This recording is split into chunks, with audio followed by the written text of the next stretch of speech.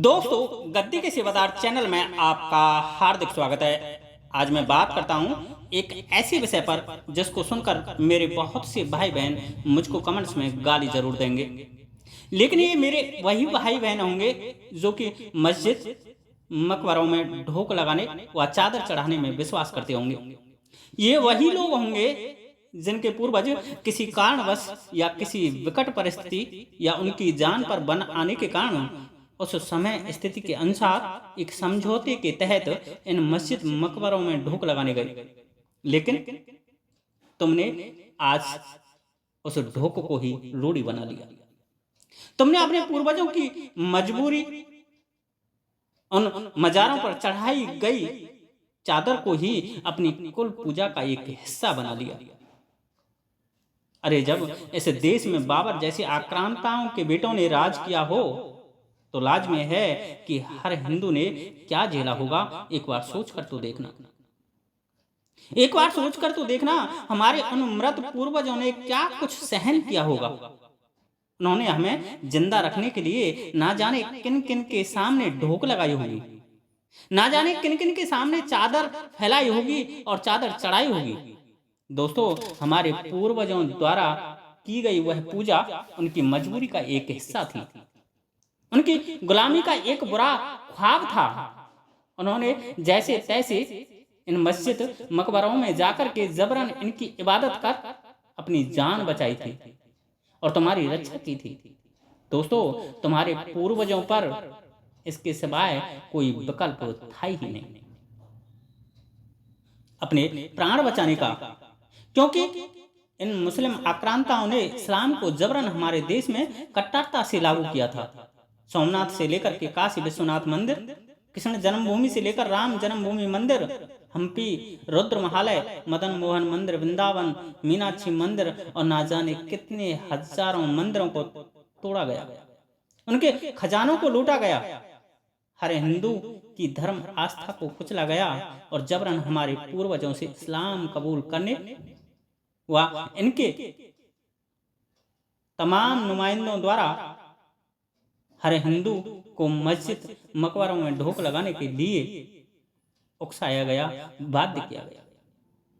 दोस्तों, हमारे पूर्वजों द्वारा की गई इनकी पूजा एक मजबूरी थी, वरना आप मुझे बताइए कि द्वापर, त्रेता व सतयुग में कहां कहीं हमारे वेद पुराणों में इन मस्जिद मकबरों को पूजने का जिक्र है।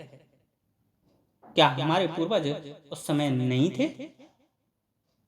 अरे, समय, वक्त, परिस्थिति सब कुछ करवा देती है जो करना भी पड़ता है, किंतु आज परिस्थिति गुलामी की नहीं है। फिर काहे को मस्जिद मकबरों पर चादर चढ़ाकर व ढोक लगाकर आप इधर उधर भागे फिर रहे हो?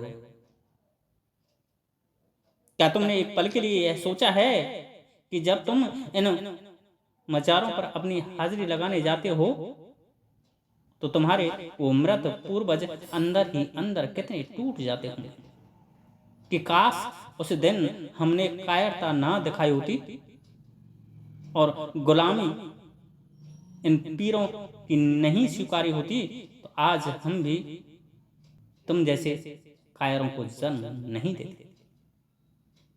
दोस्तों, सीधा सा फैक्ट है कि यदि हमारे पूर्वज किसी के गुलाम हुए थे तो हम में भी वो गुलामी के अंश आएंगे, क्योंकि हमारी रगों में खून तो उन्हीं का है। पर उनकी गुलामी और हमारी गुलामी में जमीन आसमान का अंतर है। उन्होंने मजबूरी में गुलामी की बेड़ियां पहनी थी और हम कुलदेवता की पूजा के नाम पर इन बेड़ियों को जकड़े हुए। वो बाहरी तौर पर गुलाम थे, अंदर से दिल तो उनका हमारे ही देवी देवताओं को मनाने के लिए धड़कता था, किंतु हम आंतरिक तौर पर भी इन मस्जिद मकबरों के आगे बड़ी शिद्दत व भाव से नतमस्तक होकर के ढोक लगाते, चादर चढ़ाते। हम आंतरिक तौर पर भी इतने बड़े गुलाम इन शक्तियों के हो गए कि एक पल के लिए भी यह नहीं सोचते कि जब नहीं तो अब अपने पूर्वजों को इनसे मुक्त तो करा दे। दोस्तों, मीरा बाबा से लेकर के कमाल खां सैयद, ख्वाजा पीर से लेकर के गाजी मियाँ बादशाह के चरित्र को एक बार निहार करके तो देखिए। यदि उनका चरित्र पूजने लायक था तो खूब पूजिए, मुझे कोई आपत्ति नहीं। किंतु यदि उनका चरित्र हमारे राम का सा नहीं है, हनुमान का सा नहीं है, तो क्यों पूछते हो?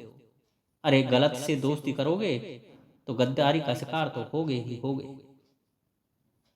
जिनका खुद का चरित्र दागदार रहा, जो वहसी रहे, जो आताताई रहे, जो दुष्ट रहे, वो कैसे तुम्हें छोड़ देगा?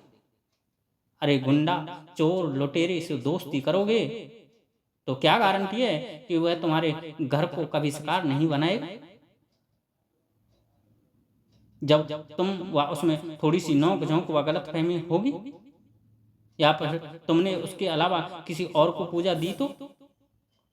अरे ये मुस्लिम पीर तो ऐसे ही हैं कि आप चाहे भले खूब दिन रात इनकी इबादत करते रहो, और आपके किसी घर वाले ने, आपकी बहन, माँ, पत्नी, भाई बहन ने भूल कर भी हनुमान जी, देवी माँ या अन्य किसी देवी देवता की पूजा घर में चालू कर दी, तो ये तुम्हें परेशान करना चालू उसी दिन से कर देंगे।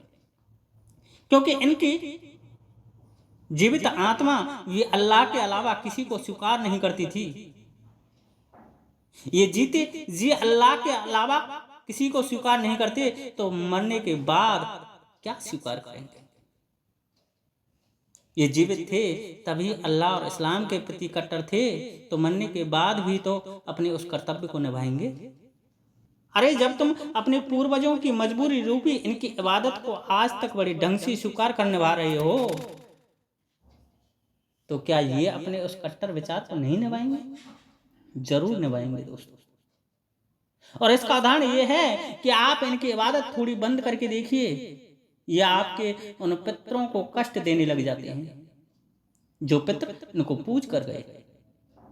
तुम्हारे उन पितरों को नार के यातना देने लग जाते हैं, तरह तरह के कष्ट देते हैं, उनको डराते हैं, धमकाते हैं।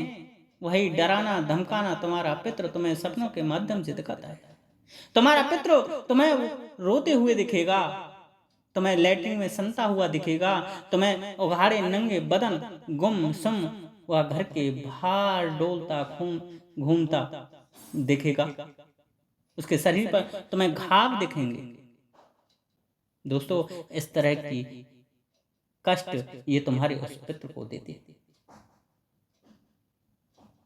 तुम इन पीरों पर खूब इत्र की शीशी, चादर, गुलाब की माला चढ़ाओ, पर अपने पितर को इनके कैद से नहीं छुड़ा सकते, बल्कि उल्टा इनको तुम मजबूती प्रदान कर रहे हो और अपने पितर को हमेशा के लिए इनका गुलाम बनने का कार्य कर रहे हो। और जब तक तुम्हारे पितर गुलाम रहेंगे, तब तक तुम चाहकर भी इनकी गुलामी से नहीं निकल सकते, क्योंकि तुम्हारी इच्छा ही नहीं होती कि तुम गुलामी की वो जंजीरें तोड़े। तुम्हारे मन ने यह स्वीकार ही नहीं कर रखा है कि तुम गुलाम हो, तुम इनके गुलाम हो, तुम्हारे पूर्वज इनके गुलाम हैं। तुम तो बिना सोचे समझे दूसरे के बहकावे में या चंद लालच, लोभ या थोड़ा सा फायदा के कारण दिन रात इनकी ढोक व चादर चढ़ाए जा रहे हो और एक नाजायज रिश्ता कायम करते जा रहे हो। और ये रिश्ता तुमने इतना अटूट बना लिया है कि तुमने अपनी आने वाली पीढ़ी की सुरक्षा के बारे में एक पल के लिए भी नहीं सोचा। अरे तुम एक पल के लिए भी तो सोचो कि अगला प्रधानमंत्री यदि योगी बन जाता है और देश में इन मस्जिद मकबरों की पूजा पर बैन लगा देता है या इन मस्जिदों को ही तोड़वा देता है, तब तुम क्या करोगे? तुम्हारी आने वाली पीढ़ी कितनी कष्ट में रहेगी, क्योंकि तुम जो नाजायज रिश्ता अब बना रहे हो वह योगी के आते ही टूटेगा। और जब रिश्ता टूटेगा तो तुम्हारा वह नाजायज देवता जिसको तुम आज पूज रहे हो, जिस पर तुम आज चादर चढ़ा रहे हो, वह नाराज होगा। और जब नाराज होगा तो तुम्हारी आने वाली पीढ़ी को कष्ट देगा। और जब तुम्हारी वह पीढ़ी कष्ट पाएगी तो तुम्हें गाली जरूर देगी, दिन रात तुम्हें कोसेगी। और उधर तुम मरकर भी इस दुष्ट दुरात्मा शक्तियों की गुलामी से नहीं निकल पाओगे, क्योंकि नाजायज संबंध तो नाजायज होता है। दोस्तों, ये राष्ट्र हिंदू राष्ट्र इसलिए नहीं बन रहा है क्योंकि तुम व तुम्हारे पूर्वज आज भी बाबर के वंशजों के गुलाम हैं। तुम आज भी अपने आप को तन मन धन से एक समर्पित गुलाम के भांति इन मस्जिद मकबरों पर अर्पित किए हुए हो और करते रहोगे। और जब तक करते रहोगे, जब तक तुम मन से गुलाम हो, तब तक तुम संपूर्ण हिंदू हो ही नहीं। और जब तुम हिंदू हो ही नहीं तो कैसा हिंदू राष्ट्र? पर चिंता ना करो, योगी बाबा भी इन मस्जिद मकबरों को तोड़ करके तुम्हारे अंदर के उस गुलामी रूपी बीज को ही खत्म कर रहे हैं जो तुम्हें अब तक गुलाम बनाए हुए। उनकी दूरदृष्टि को मेरा कोट कोट प्रणाम है और उस कार्य के लिए हर भारतीय और हर हिंदू को अपना सपोर्ट जरूर करना चाहिए। आज के लिए इतना ही। जय श्री राधे, जय श्री कृष्णा, जय माता की, जय गद्दी के सेवादार की।